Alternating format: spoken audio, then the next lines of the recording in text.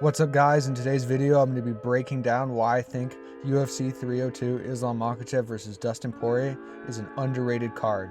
I'll be talking about my top 5 favorite fights on the card outside the co-main and main event to let you know what fights you should be looking out for.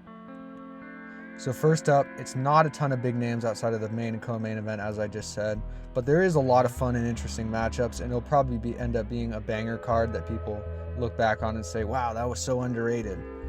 So I'll be giving my preview and breakdown of the top 5 best matchups on this card. So first up at number 5, we got Andre Lima versus Mitch Raposo. This is a good prospect matchup.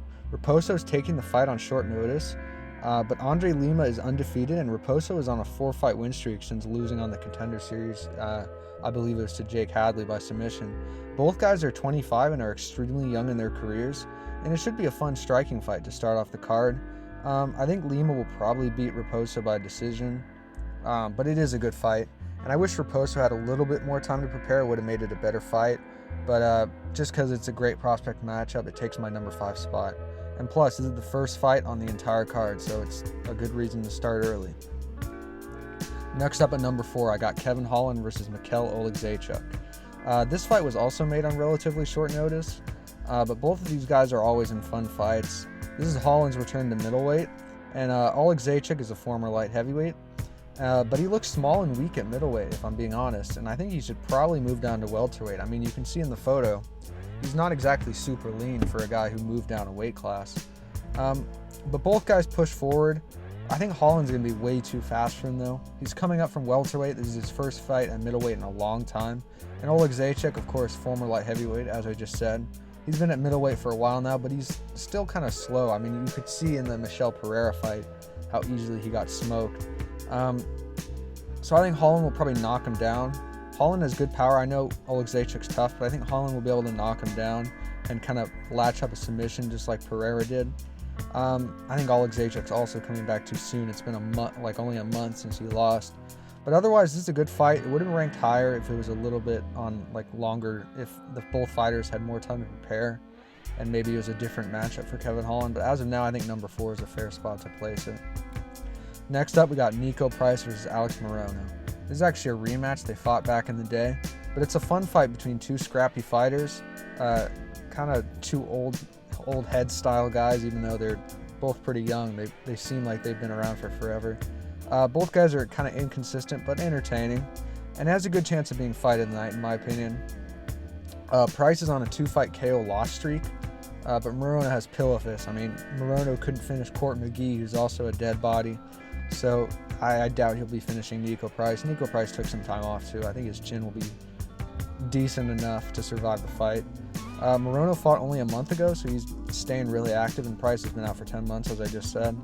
I think Morono is going to pretty clearly beat Price, but I think it could be a fun fight, and Morono has a chance of getting a later run finish if he kind of wears on Nico Price. I think it'll be a fun fight. So that's why it takes the number 3 spot for me. Okay, number 2, we got Randy Brown versus Alesi Zaleski. I think Dos Santos is also part of his last name, but anyways, this is a great fight against guys just outside the rankings at welterweight. Zaleski is coming off a draw with Rinat Fakhretdinov, and that was a really impressive performance by him to kind of shut down in the later rounds a good prospect. And Brown is on a 2-fight winning streak since losing to Maddalena, Jack Della Maddalena, that is. And he's on a 4-fight win streak before then, so he's very good. It's just he got unlucky with the Jack Della Maddalena fight. But both are fun strikers. Brown is very rangy, and I think this has the potential to be another fight of the night contender. But I do think Brown's going to outpoint Zaleski to a close decision. I think it'll be pretty close, but it should be a fun fight and deserves to be on the pay-per-view main card, and that's why I have it at number 2. Okay, number 1, the best matchup on this card, my most anticipated matchup on this card, outside of the co-main and main event, of course, is Roman Kopylov versus Cesar Almeida. This is a fight between two amazing kickboxers. Of course, Almeida is a former Glory kickboxer, and Kopylov is one of the best kickboxers in the middleweight division in MMA. It's a very intriguing fight. These two guys have a fun stylistic matchup. Almeida, like I said, is a former Glory kickboxer, and Almeida is also coming off his first fight in the UFC. He didn't look great, but he was fighting a guy who was pushing for takedowns. I don't think Kopylov is going to do that. Kopylov, of course, is coming off that submission loss to Hernandez.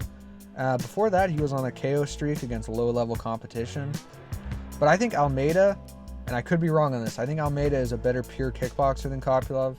Kopylov is also pretty small for the division, and Almeida seems like a pretty big guy. I think Almeida is going to outpoint him, be able to beat him. I don't see a finish from either of these guys. Almeida doesn't really get finished or finish people, it seems like, and Kopylov kind of relies on getting finishes to win his fights. So I think Almeida should be able to win. But this is a really fun matchup, and one of my the fight I'm probably looking forward to most outside of the co-main and main event, of course. So yeah, I hope you enjoyed my breakdown on my top 5 most anticipated best matchups on this card. It really is an underrated card. It's getting a little overhated just because there's not a lot of big names outside the co-main and main event, but it's a good card. I'd probably give it 7.5, 8 out of 10. So yeah, if you like the video, subscribe, check out my other videos, and have a good rest of your day.